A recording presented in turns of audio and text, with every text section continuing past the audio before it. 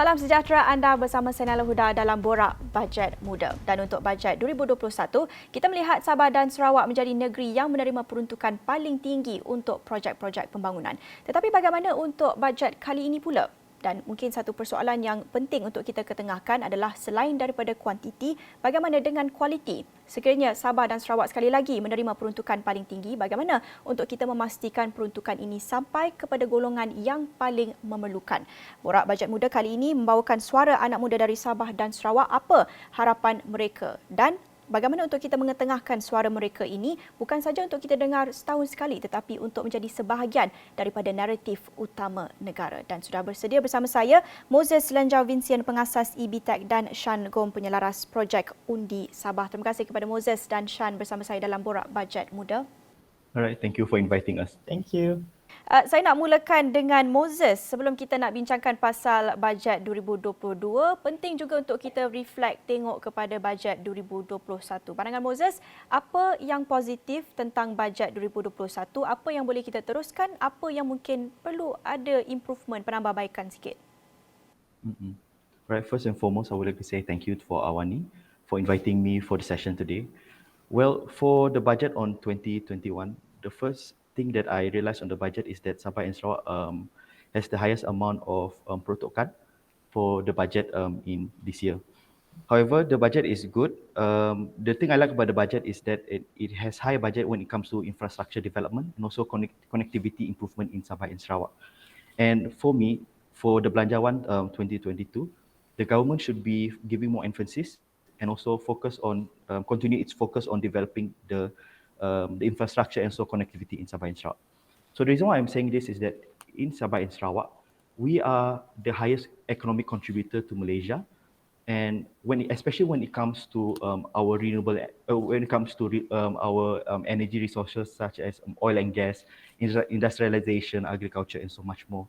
However, we are still one of the poorest states, and also one of the least developed states in Malaysia. Therefore, I think the government should be focusing a lot on its improvement, especially when it comes to roads, internet connection, electricity, and also pipe water. So in terms of what can be improved in terms of the implementation of the budget maybe within this year, is that the government should be focusing more on creating more transparency, especially on the allocation of budget and also how the budget is used. Maybe those are the things that I don't really see within in the budget in 2022. Maybe those are the things they can focus on. And they also should be focusing more on creating a meritocracy, meaning focusing on creating, giving the allocation of budget to people who deserve it the most, and also giving projects and also businesses to quality people, like instead of people with personal interest. And last but not least, for the budget, what they should also be focusing on and improvement is to create a more egalitarian society. Meaning they should be focusing on creating equal opportunity when it comes to connectivity. So we need better connectivity and also equal connectivity to the ones in Peninsula of Malaysia. We also need equal opportunity when it comes to education, because a lot of especially during the COVID-19 pandemic, a lot of the youth and also the students in Sabah Sarawak are very left out when it comes to education, because most of them, especially in rural parts of Sabah Sarawak, do not have proper electricity. Some of them do not have proper pipe water and also do not have proper connectivity and internet connection. Maybe those are the key areas that the federal government can look into when it comes to improving. Okey, pandangan Shaan pula bagaimana? Apa yang Shaan suka, apa yang Shaan tak suka dalam bajet 2021? Okay, terima kasih atas soalan itu, Nailah.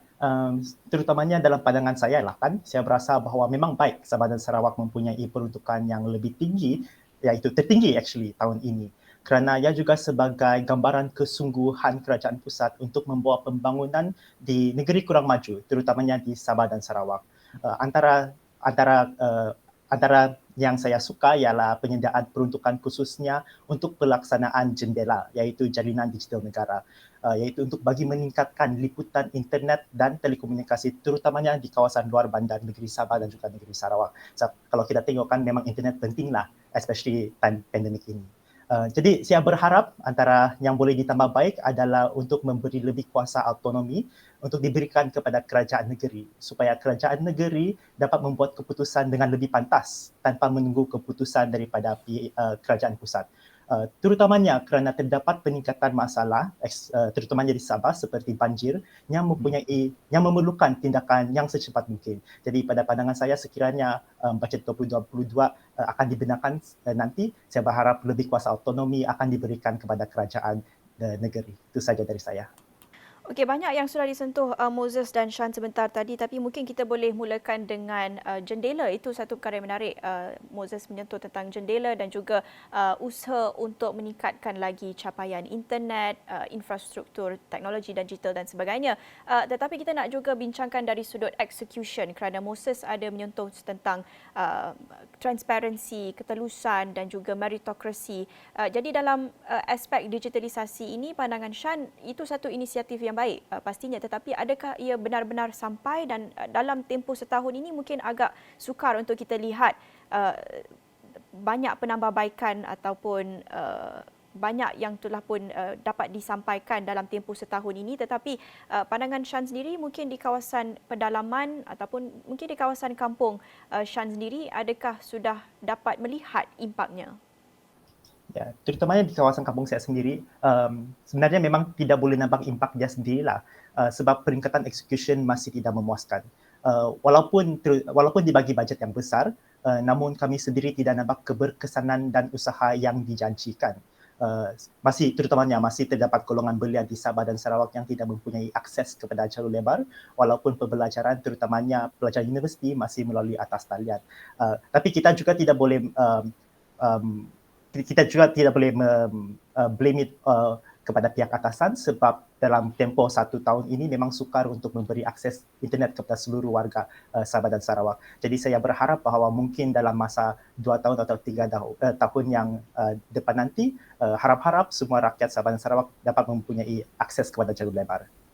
Ya, pastinya seperti yang Shaan katakan tadi, akses kepada internet ini sekarang ini kita boleh lihat sebagai satu hak asasi kan, juga sebahagian daripada SDG, dan Moses berkecimpung dalam bidang teknologi, pastinya melihat ini sebagai salah satu isu utama. Tetapi pandangan daripada sudut perspektif anak muda, betapa pentingnya akses kepada internet dan juga infrastruktur digital ini. Pandangan Moses, apa kesannya jika jurang digital ini terus melebar dan apa kesannya khusus bagi anak muda? I think for digitalization, the government, there's always two sides of the coin lah. There's a word from Robert Kiyosaki. It says there's always two sides of the coin, and we need to stand in the middle, which we need to understand the full spectrum of what is happening in Malaysia. For jurang digital, the people in the city and the rural, the jurang is too far. The infrastructure development is too far, and then a lot of people in the rural parts do not have proper access to basic necessities, especially for example like electricity and also connectivity. So this actually creates a huge impact, especially when it comes to the development of youth and also the development of the people in the rural parts. However, the state government just released its Belanjawan for 2022, and the state government of Sarawak has been focusing a lot on development of rural focus.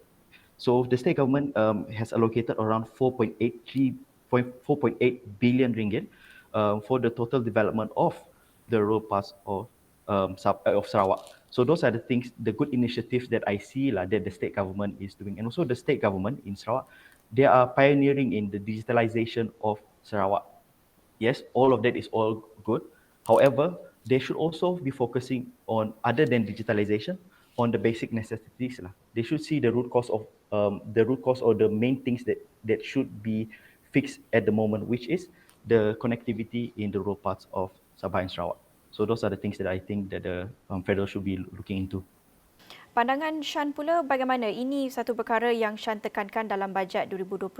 Shaan suka melihat kepada inisiatif jendela dan inisiatif-inisiatif berkaitan dengan digitalisasi. Tetapi untuk bajet kali ini, untuk tahun hadapan, apa yang patut menjadi keutamaan? Terima kasih atas soalan itu. Jadi pada bajet tahun depan, iaitu bajet 2022, saya berasa bahawa antara fokus yang harus dipertimbangkan adalah pembangunan belia terutamanya di Sabah dan Sarawak. Hal ini kerana peningkatan populasi golongan belia di Sabah dan Sarawak mampu memberikan impak yang besar ke arah pembinaan negara jika dasar dan inisiatif-inisiatif tertentu diwujudkan dalam bajet 2022 yang akan datang. Terutamanya kerana belia di Sabah dan Sarawak berdepan dengan cabaran unik termasuk kurang akses kepada teknologi moden, internet yang saya telah dinyatakan tadi, dan pendidikan berkualiti dan peluang pekerjaan berpendapatan tinggi. Jadi antara cadangan saya dan saya harap ini boleh dipertimbangkan adalah untuk menumbuhkan dana pembelajaran berterusan bagi meningkatkan kemahiran dan melatih semula belia Sabah dan Sarawak untuk memenuhi keperluan pekerjaan semasa di dalam industri pertumbuhan tinggi dan berpendapatan tinggi di Malaysia Timur seperti industri minyak dan pertanian moden. Tapi ini juga antara satu inisiatif yang saya berharap adalah juga untuk meningkatkan akses kepada internet yang memang dari tahun-tahun sebelum ini memang dinyatakan lah. Tapi saya harap terutamanya dalam bajet 2022 ada sebuah fokus yang terutamanya kepada peningkatan belia Sabah dan Sarawak. Shaan terlibat dengan kumpulan atau organisasi Undi Sabah yang tujuannya adalah untuk memperkasa anak muda dengan kuasa demokrasi ini. Bercakap tentang bajet 2022, mungkin bagi Moses dan Shaan ini satu subjek yang agak menarik. Tetapi kalau dalam pandangan Shaan sendiri, dalam kalangan rakan-rakan, melihat kepada rata-rata anak muda di Sabah, adakah mereka berminat untuk ambil tahu tentang bajet? Bagaimana tahap kesedaran mereka untuk terhadap projek-projek pembangunan dan peruntukan kerajaan ini? Sebenarnya soalan ini sangat menarik sebab kesedaran politik antara orang muda di Sabah itu ada, tetapi masih rendah kerana kebanyakannya hanya tertumpu kepada kawasan bandar. Dan sudah pastinya kebanyakan orang muda, bukan saja di Sabah dan Sarawak, memang kurang minat dan kisah tentang bajet 2021 atau bajet yang akan datang. To be honest, saya sendiri kalau dilihat beberapa tahun lalu memang tidak kisah tentang bajet ataupun politik. Tapi apa yang mencetuskan kesedaran saya adalah kita memang tidak boleh lari dari politik dan ia akan berlaku di mana-mana saja kita pergi.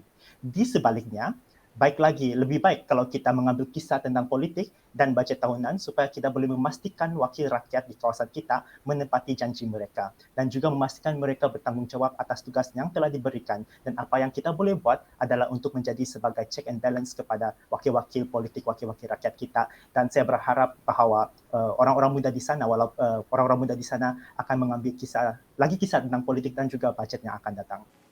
Moses pula, bagaimana? Kenapa anak muda perlu ambil berat dan kisah tentang bajet? Bukan saja bajet 2022 ini, tetapi secara keseluruhannya terhadap politik dan juga tentang pelan kerajaan, peruntukan dan sebagainya. I can talk on behalf as a business owner lah. As an entrepreneur, you need to be aware of where the direction the government is heading, so that it's easier for you to develop your business and also it's easier for you to move forward in the future. As sebagai anak muda, the reason why we should be involved, not involved directly, but why we should take notice of the belanjawan and also take notice of politics, is that politics is the driving factor of the country. So we as the future leaders of the country should know where the country is heading. And the reason why the youth should be involved in knowing the importance of the belanjawan is so that they can grab the opportunity and so that they know the opportunity available in the market lah. It's easier for them to grow that way, because most of the youth, they are not really involved. They don't really know about general knowledge and also about politics and also about the belanjawan, and because of this, they are unaware of the opportunity available out there. So we need more Sabah and Sarawakian youth to be aware of the opportunity out there, so that we can be in par with all of the other citizens in Malaysia, especially in the West Malaysia. And if we truly want to grow Sabah and Sarawak, we cannot only hope on the government itself to create the development in Sabah and Sarawak, but we also, as the youth, should also move forward, should be more progressive, and also should be well educated and knowledge on what is happening in the country, so that we can grow together as satu keluarga Malaysia. Ya, tahap pendidikan ini pastinya berkait dengan tahap pembangunan, kerana dengan adanya seperti yang sudah banyak kali ditekankan tadi, akses kepada internet, kepada infrastruktur digital ini, kita juga mendapat akses kepada lebih banyak sumber pengetahuan, kepada pendidikan dan sebagainya. Shaan, sekali lagi berbalik kepada pengalaman Shaan dalam Undi Sabah yang banyak melakukan kerja-kerja advokasi dan kempen untuk memperkasakan anak muda. Melihat kepada apa yang saya katakan tadi, ada kaitan antara pendidikan dan juga pembangunan ini, berbalik kepada persoalan tentang akses digitalisasi ini, bagaimana dengan lebih banyak diperkasakan dan juga dipertingkatkan lagi akses infrastruktur digital ini juga dapat ditafsirkan dengan tahap kesedaran anak muda, tahap pengetahuan anak muda terhadap suasana mereka, terhadap isu-isu politik dan sebagainya. Ini juga berkait dengan kerja-kerja demokrasi yang Shaan lakukan bersama dengan Undi Sabah. Ya, seperti saya telah menyatakan tadi kan, sememangnya kekurangan akses kepada internet merupakan antara satu challenge yang kita hadapi. Sebab walaupun kami telah membuat program fizikal dan juga atas talian, kebanyakan orang-orang muda Sabah yang ikut kami punya program atas talian adalah daripada mereka yang sudah ada di bandar. Tapi kami mahu mencapai dorang yang di luar bandar. Jadi saya berharap bahawa sekiranya kita telah memberi dan meluaskan jalinan internet kepada seluruh negeri Sabah, kita dapat membuatkan advokasi dengan lebih baik, iaitu melalui sosial media, melalui webinar yang akan datang semestinya.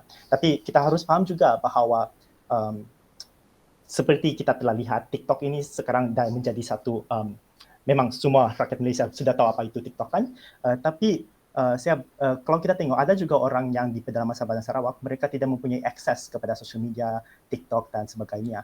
Hal ini kerana mereka tidak mempunyai akses kepada digital, kepada internet. Jadi ini memang susah untuk reach untuk golongan yang terdalam ini.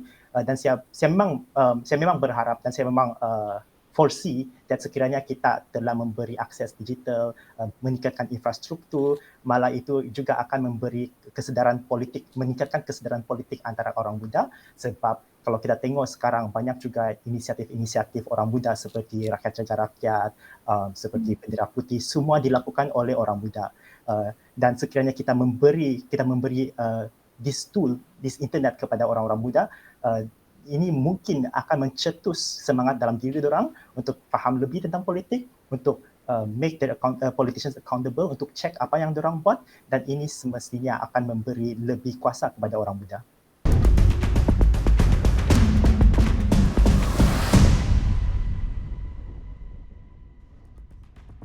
Saya nak berbalik kepada apa yang Moses tekankan tadi dalam bajet 2022 tentang meritokrasi, tentang transparansi, ketelusan dan sebagainya. Ini pastinya bukan saja satu isu yang didepani anak muda seperti Moses di Sarawak, tetapi ini satu isu sistemik yang membabitkan seluruh negara dan menyentuh segala aspek kehidupan kita, isu-isu meritokrasi, isu-isu transparansi kerajaan ini. Sebagai seorang pengusaha dan berkecimpung dalam sektor perniagaan, bagaimana isu-isu meritokrasi ini memberi kesan kepada anak muda seperti Moses yang ingin mengusahakan, menjayakan perniagaan, tetapi mungkin ada sedikit halangan untuk take the next step forward, untuk lebih meningkatkan lagi tahap perniagaan itu kerana ada halangan seperti isu-isu meritokrasi itu? I think it doesn't matter at the end of the day, right? It doesn't matter how much the budget is given. Doesn't matter if the peruntukan is big or small. But if the system is not right, if the governance is not good, is no point. Most of the orang bawahan or the normal people wouldn't get the benefits of the belanjawan or the help given by the government. So the problem about a lot of the government system at the moment is that there is too much regulations, and also there is too much bureaucracy inside of it. So as an entrepreneur, it makes it difficult for an entrepreneur, especially like a technological entrepreneur like me, to get access to it because there are too much regulations and also too much applications that needs to be done. So these are some of the effects when bureaucracy and also it's not there. And also when it comes to meritocracy, sometimes because some of other entrepreneurs are not well connected, so it's a bit difficult for them to get access to certain benefits given by the government. So that's the reason why I said the government should be focusing on meritocracy, on giving the grants, giving all the loans to the people they deserve it the most. giving the people that is doing the excellent job instead of giving people with well-connected background. So those are the things that I think the government should be looking into. Ini satu persoalan yang seringkali timbul apabila kita berbincang tentang bajet ataupun tentang rancangan Malaysia yang baru saja diumumkan baru-baru ini, RMK 12. Sama ada kita perlu melihat kepada penyelesaian kepada masalah yang lebih short term, jangka masa pendek, ataupun lebih long term, jangka masa panjang. Mungkin Shaan boleh kongsikan kalau pandangan anak muda dari Sabah, pastinya banyak isu-isu sistemik yang perlu diatasi dahulu sebelum kita nak melihat kepada bantuan lain. Tetapi bagaimana untuk kita seimbangkan antara short term dan long term solutions di sini? Kalau bagi anak muda di Sabah, apa yang patut diutamakan sekarang? Okay, siap. Jadi saya sendiri, memang banyak orang muda di Sabah ini diorang hanya tengok kepada short term, iaitu kalau kita tengok, kalau sudah kena buat, let's say, bus stop depan rumah begitu, it's a short term punya solution. Yang kebanyakan orang muda akan tengok kepada short term ini, tapi I don't blame them, to be honest. Sebab kalau kita tengok bahawa bread and butter issue ini lagi penting. Kalau kita dapat duit, kalau kita dapat untuk mendapat, let's say, bantuan RM500 untuk sebulan begitu, in a way it's short term, tapi orang muda, orang Sabah lagi bersyukur atas pembantuan itu. Tapi semestinya kita harus lihat juga kepada long term solution, iaitu like you mentioned before, yang itu systematic punya problem semua begitu. Jadi untuk untuk kasih seimbang dalam dua-dua tu memang susah. Sebagai seorang anak muda itu kita tidak boleh membuat banyak. Apa yang kita boleh buat adalah, seperti saya mention sebelum ini, adalah untuk memberitahu and to make these politicians accountable and to make them know that kami orang muda, kami mendengar apa yang kamu buat, we will keep check what you're doing, and then at the end of the day we will vote, if we will cast our vote, because kalau kita tengok umur 18 tahun tidak lama lagi akan mengundi sudah. Jadi saya tengokkan kebanyakan inisiatif di Sabah ini kebanyakannya fokus kepada short term solution. Sebab pihak atasan juga tahu bahawa short term solution adalah something yang memang orang-orang Sabah yang akan lihat dulu sebelum long term solution, dan diorang mahu untuk mendapat diorang punya hati lah, kan begitu.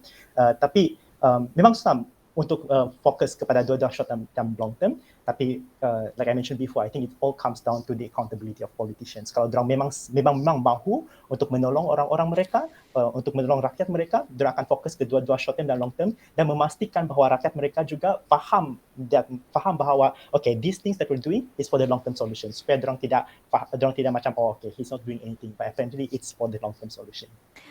Ya, segala perkara yang kita bincangkan tadi, meritokrasi, ketelusan, transparansi dan accountability, ini semua berkait. Dan Shaan juga ada menyentuh tentang undi 18 yang kita jangkakan akan dilaksanakan dalam masa terdekat, selewat-lewatnya pada 31 Disember ini. Pandangan Shaan sejauh mana dengan pelaksanaan undi 18 dengan lebih ramai anak muda yang boleh terlibat dalam proses demokrasi, yang boleh mempertanggungjawabkan pemimpin mereka, to hold them accountable, adakah isu-isu sistemik di Sabah akan ditangani dan perlu ditangani dengan lebih baik pada masa depan dengan adanya undi 18 dengan lebih ramai anak muda yang terlibat dengan politik? Ya, saya memang berharaplah bahawa isu-isu sistemik akan dipertimbangkan dan akan diimprove, terutamanya apabila undi 18 sudah dinyatakan. Tapi kita harus faham juga bahawa sememangnya kalau undi 18 telah dilakukan, kita harus memberi satu inisiatif atau memberi fokus kepada peningkatkan kesedaran politik, or in terms of say voters education towards the younger people. Sebab kalau kita tengok kan, a lot of people says that kau baru 18 tahun, kenapa mau mengundi? Kau baru 19 tahun, why do you want to vote? But I think it's not because they know, it's not because saya 18 tahun, I'm not mature enough. Maturity is never an age. It's never being mentioned by an age. Jadi saya berharap bahawa sekiranya dan apabila undi 18 telah dilakukan, bahawa pihak-pihak politik, pihak-pihak atasan akan tengok another new lens, which is untuk menjaga hati golongan 18 hingga 21, iaitu orang yang baru masuk universiti, or those yang baru post SPM. So this in a way I think will help curb the problem, and also because sekarang orang-orang muda sekarang ini memang cakna dengan teknologi. Diorang akan keep their voices out there and make these politicians accountable. Kalau kita tengok banyak-banyak dalam social media, Twitter, Facebook, kebanyakan orang muda telah berani untuk menyuarakan pendapat mereka. Ya, seperti apa yang dikatakan Perdana Menteri Datuk Seri Ismail Sabri Yaakob, dengan pelaksanaan undi 18 ini, beliau melihatnya sebahagian daripada inisiatif ataupun konsep keluarga Malaysia yang dilancarkan kerajaan, yang dikatakan juga akan menjadi asas kepada bajet 2022 dan juga dengan rancangan Malaysia ke-12 sebelum ini. Saya nak bercakap sedikit tentang konsep keluarga Malaysia ini. Mungkin Moses boleh kongsikan sedikit pandangan bagaimana Moses melihat konsep keluarga Malaysia ini dalam konteks bajet 2022. Sejauh mana mungkin konsep ini boleh benar-benar reflect dalam bajet, dan adakah konsep ini appeal kepada anak muda seperti Moses? I think the concept of keluarga Malaysia is a good thing, and I fully support the Prime Minister of Malaysia for building up this concept of keluarga Malaysia. However, in the budget, my expectation for keluarga Malaysia in the budget is that the budget should create a more inclusive budget for everyone, not only based on certain class, race or religion. Means that each and everyone, young or old, regardless of industry, should get the benefits of the budget. However, the government should also be focusing, like I mentioned, on meritocracy, which is they should be focusing on good governance and also creating an egalitarian society, means giving equal opportunities to everyone, regardless of industry, regardless of where they come from. And then equal opportunities also come. The government should also be focusing on educating the people, and also making sure that each and everyone has equal access to the benefits given by the government. So these are the concept of keluarga Malaysia that I think the government should really look into to create a more inclusive and also a more equal opportunity for everyone. Pandangan Shaan pula bagaimana? Apa yang anak muda nak daripada konsep keluarga Malaysia ini? Okay, terima kasih atas soalan itu. Sebenarnya pada pandangan saya, keluarga Malaysia bermaksud sebuah masyarakat yang inklusif, seperti dinyatakan oleh Moses tadi, tidak kira kaum, agama ataupun umur ataupun jantina, yang mempunyai kasih sayang, tanggungjawab, nilai murni yang positif antara satu sama lain. Perbezaan itu diraihkan dan persamaan itu dikongsikan. Konsep ini pula boleh diaplikasikan pada bajet yang akan datang dengan mengetengahkan ciri inklusif, di mana setiap lapisan masyarakat didengari tanpa dikira kaum, agama dan lainnya. Ini juga termasuk terhadap pemerkasaan NA 63, kerana agreement ini telah menjadi salah satu poin yang membuatkan Sabah dan Sarawak membentuk Malaysia sebagai keluarga yang dinyatakan ini. Jadi pada pandangan saya, masyarakat-masyarakat yang berbeza memerlukan keperluan yang berbeza. Jadi untuk bajet 2022, kita harus meraihkan perbezaan ini, dan pihak atasan jugalah harus menitik beratkan keperluan-keperluan yang berbeza ini dalam bajet yang akan datang. Baik, terima kasih Shaan dan juga Moses, masing-masing kongsikan harapan dan idea mereka untuk bajet 2022. Diharapkan dengan perkongsian ini kami dapat mengetengahkan suara-suara anak muda dari Sabah dan Sarawak seperti Moses dan Shaan, supaya mereka ini juga menjadi sebahagian daripada naratif utama seperti yang cuba disampaikan dalam konsep keluarga Malaysia ini. Itu saja masa kita ada dalam Borak Bajet Muda jam ini. Bersama saya Nailah Huda. Kita jumpa lagi. Salam hormat.